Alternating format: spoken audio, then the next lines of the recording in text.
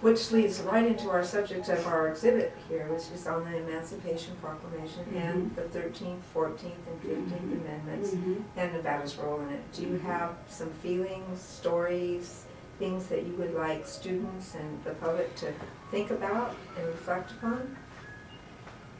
I think when we talk about the Emancipation Proclamation, that's exactly what it was. It was a proclamation to emancipate people.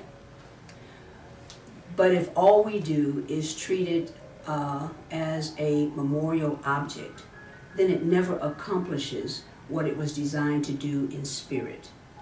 And that was to liberate everyone. It was designed, whether by design or default, what the spirit of it says is that it liberates the slaves. But I also believe that it liberates slaveholders. Because you have to get a different kind of mindset that says people are not property. That people are not property, and people, as I said before, people have the right to life, liberty, and the pursuit of happiness. And it liberated slaves, in 1863.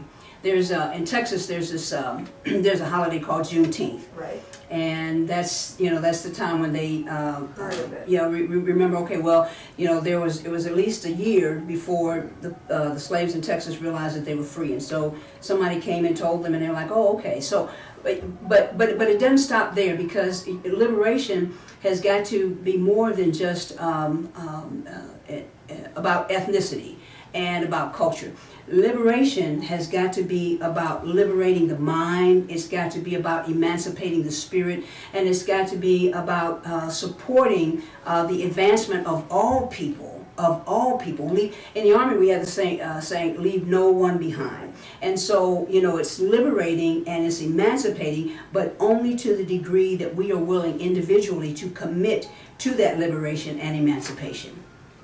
And so I would say to students, study it, learn from it, but also remember that the document that was static when it was signed is indeed dynamic in spirit, because emancipation and liberation must still happen for slaves and slaveholders. And people on the fringes. And people on the fringes. Yeah. And 13th, 14th, 15th Amendments? It says once again that nobody is property, that everyone has a right. I'm thinking about the Dred Scott decision. Yeah. Poor one. Yeah. The 2/5. Yeah, 2/5. How do you? 3/5. 3/5. How do you do that? That's how you get a state that doesn't have enough population into the union. Yeah, but how do you do that? I know what it means mathematically, but how do you do that biologically? Because anytime you cut in half anyone physically, then they no longer exist. Yeah, so I think where Nevada comes in is that the pioneering spirit, like I said before, the pioneering that says we're going to push the envelope. Okay. We have a different mindset, if you will. There's a different level of the rugged individualism, but it also includes a compassionate side for our brothers and sisters, for humanity. And so, yes, we pursue this, we're proud of this rugged individual, but at the same time, we're also proud of the fact that we want to reach out, and as I said, the Army, we leave no one behind. So, anytime you talk about any of the amendments to the Constitution and our role in it, I think that the Constitution is not static, it is dynamic. And there are some who would say that, well, the forefathers based it on Christian principles. That is not true. They were very particular to make sure that these united states, or these states that were uniting, would not once again have to suffer the tyranny that they got out of with the Revolutionary War, or as I like to say, the war for independence. And so your religion, you have freedom to practice that. I have freedom to practice mine. Okay, and what I believe is what I believe, And I can share with you what I believe, but I cannot make you believe what I believe. And because you don't believe what I believe, and I don't know how to appeal. Because you don't believe what I believe does not make you less than. No, It simply makes you different. but together. But together, you know, and you know, I believe God is hilariously happy about diversity. Mhm. People are the only ones that have a problem with it. If you're created in His image. Yeah, in His image, and what does that look like? What does the image look like? And you know, there are those who would want to confine God to a box, to a particular physiology, but I think that the image of God really means that we have the capacity and the power to create. To create.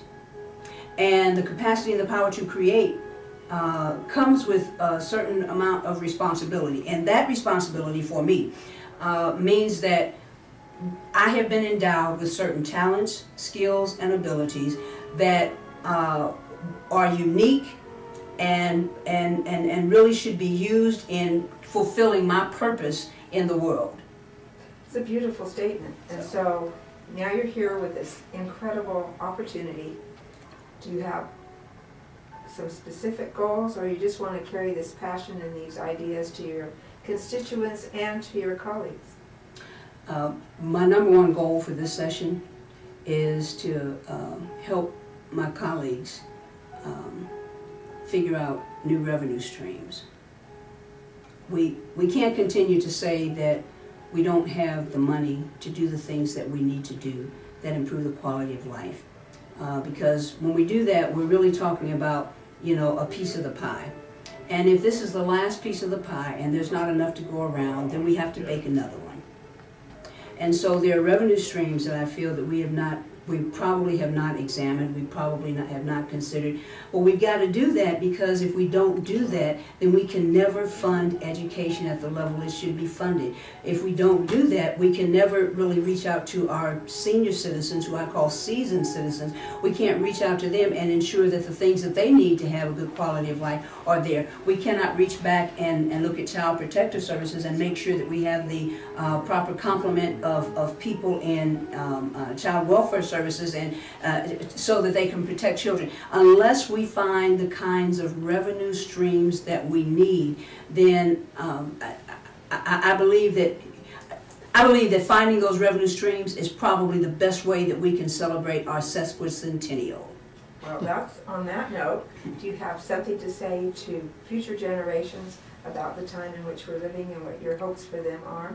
It's a dynamic time, and I hope that in some way, some shape, some form or fashion, that I can be not a role model, but at least a guide. So appreciate your time. Thank you. Thank you. Congratulations and best wishes. Thank you.